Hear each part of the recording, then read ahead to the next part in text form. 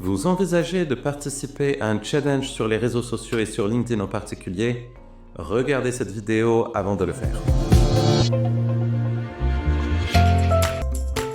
Hello les amis, moi c'est Nassim, le fondateur de cette chaîne YouTube entièrement consacrée à LinkedIn et au développement d'activités professionnelles en B2B. Si vous ne me connaissez pas, mon métier c'est d'accompagner les professionnels à avoir plus de visibilité et d'opportunités grâce à LinkedIn. La question des challenges sur les réseaux sociaux est une question qui se pose aujourd'hui car on voit de plus en plus de challenges apparaître de tous les côtés. Alors, un challenge, qu'est-ce que c'est? C'est tout simplement réunir un groupe de personnes et leur dire, ben voilà, je vais vous donner un challenge, par exemple, de publier plus ou de publier pendant une semaine ou de faire un tel nombre de publications sur les réseaux sociaux en général et sur LinkedIn en particulier. Mais il y a aussi des challenges pour poster des vidéos sur YouTube, par exemple. L'idée du challenge, c'est juste créer une émulation de groupe pour que certaines personnes qui ont des difficultés sur des sujets en particulier arrivent à casser quelque part ce plafond de verre qu'elles ont sur le sujet en question.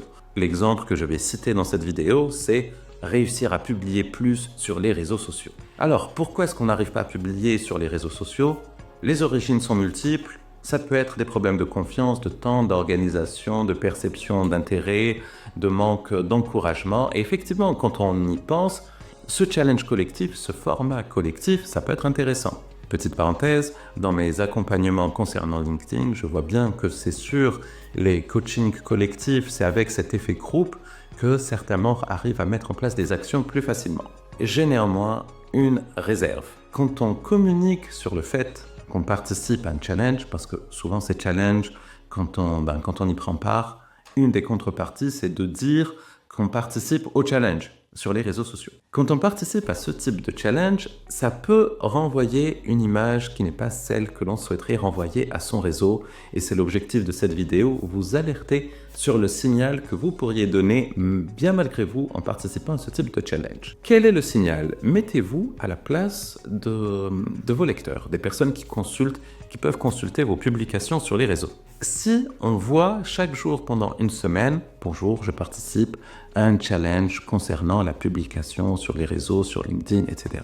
Qu'est-ce que ça peut dire de vous? Je vous laisse vraiment quelques secondes pour réfléchir à cette question, pour trouver la réponse. Il se peut que certaines personnes se disent, tiens, mais c'est très bien que vous participiez à ce challenge. Oui, ça me fait plaisir de voir vos publications, que enfin, vous avez réussi à vaincre vos problèmes de confiance pour prendre la parole. Et c'est très bien que ce challenge vous ait permis d'y arriver. Peut-être que cette personne va se dire aussi, ben oui, je vous souhaite plein de belles choses dans votre développement professionnel. Moi, par contre, quand il s'agira d'aller choisir des prestataires, quand il s'agira d'aller choisir des personnes qui peuvent m'accompagner par rapport à des problématiques, je vais quand même m'adresser à des personnes qui ont réussi à résoudre ces problèmes de confiance, de publication sur les réseaux sociaux, qui n'ont peut-être pas besoin de challenge pour pouvoir le faire, qui sont un peu plus aboutis professionnellement. Et le risque est réel parce que ce type de perception, c'est pas quelque chose que l'on va dire quand on a quelqu'un en rendez-vous.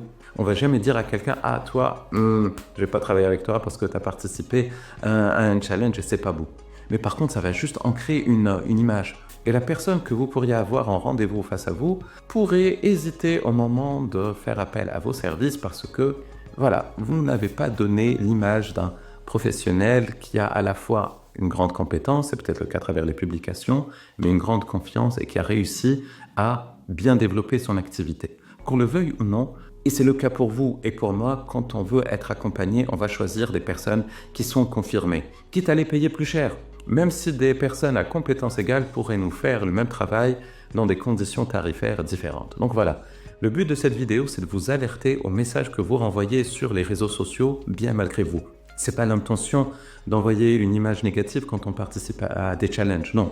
Mais vraiment, faites attention à ça. Et pour vous donner une petite parade, parce que mon but, c'est pas juste de dénigrer les challenges qui sont réalisés par d'autres personnes, le but de cette vidéo, c'est de vous alerter sur les dangers quand on ne maîtrise pas sa communication.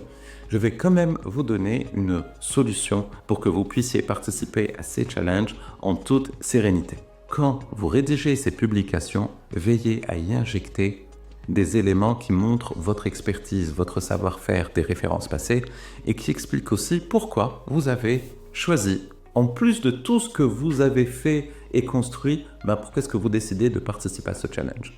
Quand on le fait de cette manière, ok, votre réseau va comprendre que vous avez de l'expérience de la bouteille, vous avez des compétences, des connaissances et que vous avez trouvé, pour la raison que vous allez devoir définir, vous avez décidé de participer à un challenge. Et voilà les amis, j'espère que cette vidéo vous aura été utile. C'est l'objectif et la mission de la chaîne. Et si vous n'y êtes pas abonné, qu'est-ce qu'on fait ?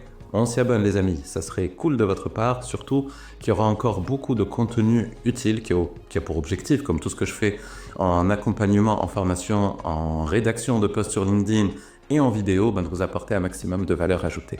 Je vous souhaite une très belle journée et si ce n'est pas encore fait, jetez un coup d'œil au descriptif de la vidéo. J'ai partagé les scripts que j'utilise moi-même pour aborder des personnes sur LinkedIn sans les harceler et obtenir des rendez-vous nécessaires au développement de ma propre activité.